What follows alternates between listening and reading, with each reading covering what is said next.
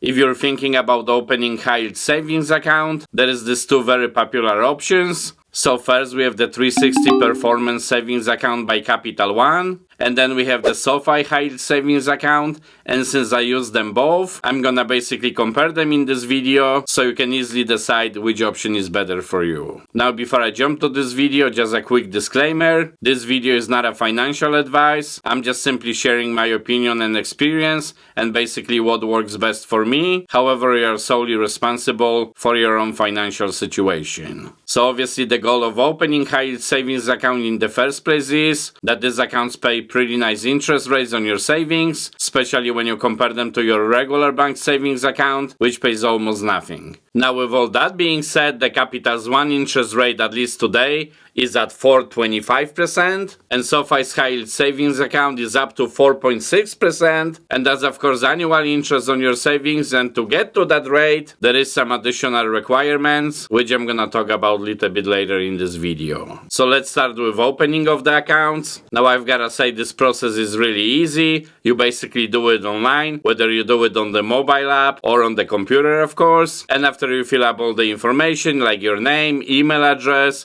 social security number, plus you might be required to scan your ID also, and you basically click the submit button. Whichever high yield savings account you decide to open will be pretty much created within the next 2 minutes. Now here is the first difference between these two high yield savings accounts. When you open the Capital One 360 performance savings account, that's pretty much all you open, meaning only that savings account. However, when it comes to the SoFi high yield savings account, additionally your checking account will be open too, which I'm not exactly sure why that is, but that was the case when I opened the account. And you also get this debit card, which might be a plus too. And there is some locations when you can withdraw the money for free, but that's only from the SoFi's checking account. Now normally when you want to deposit the money to any of the savings accounts or withdraw the money, you will need to link your regular checking account to any of the savings accounts, and then you're gonna do the transfer between these accounts. So let's say for example your main checking account in your regular bank is Chase, and you want to deposit some money to the SoFi or Capital One's high yield savings account. You will basically do the transfer between these two banks, and same thing when you want to withdraw the money, you will basically start the transfer to go from any of these two banks into the Chase. And by the way, these transfers usually take 1 to 3 business days. So normally for me, and that's for both banks, if I need for example $1,000 to be available at Chase Thursday morning, I will request that transfer on Monday morning, and then normally the money would be there, except of course if there is some holiday between, that might delay the process. Now when you transfer the money into the savings accounts, so that sometimes takes a little bit longer, up to 8 regular days or so. I mean for the transfer to be complete, so basically for the money to be available to withdraw again. However, the interest from this transfer money usually starts accumulating faster, so usually after 2 or 3 days, even though that transfer is not fully complete yet, the interest already starts to count. Now that's at least the case on the Capital One's high yield savings account, because you can actually check the daily interest growing, which brings me to another difference. Now with both of these high yield savings accounts, you can check the earned interest at the end of the month. That's when the earned interest is gonna be deposited to your account. However, only on the 360 performance savings account, you can basically check additionally how much interest you earned so far this month. So if you check it daily, for example, you will then notice how much interest you earned until yesterday,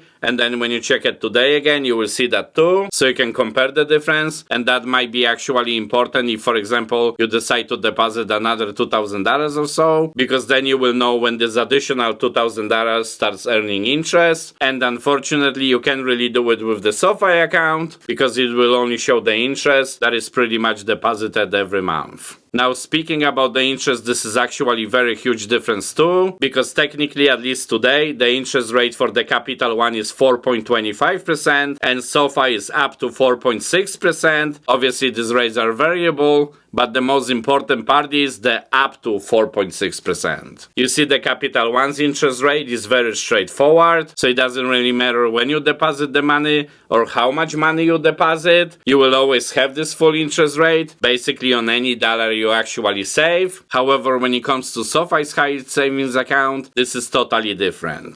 So with SoFi, you only start at 1.2%, but to get to this full rate, and like I said, right now it's 4.6%, you will be actually required to take one of these two steps. The first step to unlock this full rate is basically to set up direct deposit. So for example, if you're a W2 employee, you can deposit your checks directly in there, and this is probably the easier way, because the second option will be even harder to do, at least for most people. So the second option to unlock this interest rate is to add $5,000 in deposit and transfers, and that's every 30 days. I mean, personally, I don't know a lot of people who can actually do this, so for most people at least, this won't be even viable option. Oh, and one more thing I want to mention quickly, you can also mobile deposit the checks if you want to, and yes, that's again on both accounts, which could be really handy. So if you have some extra checks, for example, sometimes, you can obviously then save even more money. Now, as far as the user interface goes for both of these accounts, both of the mobile apps and even on the computer are easy to use. They're very clear, smooth to navigate, and I'm using the 360 performance savings account already for like 18 months or so, and it works really nicely for me. And the SoFi account I just used a couple of months. I gotta say one thing though, I never had any issues with any of these two accounts. Whenever I requested to withdraw the money, I always had it back on my Chase account, so at least in that regard, I found both of these accounts working really well. However, like I've mentioned before, I use mainly the Capital One savings account, and that's because I'm self-employed, so I can't really have the direct deposit, but I still want to have this nice interest rate. But your situation might be different, obviously, and maybe for your SoFi account will be better. So to summarize it quickly, if you will, if you're okay with your direct deposits going directly into the SoFi account, or you have at least $5,000 a month to deposit additionally to the account, then in this situation, the SoFi's high yield savings account will be better for you, but pretty much for anybody else, if you're not planning to set up direct deposit to any of the savings accounts, and you just want to save money as you go, and not being required to deposit any specific amount of money,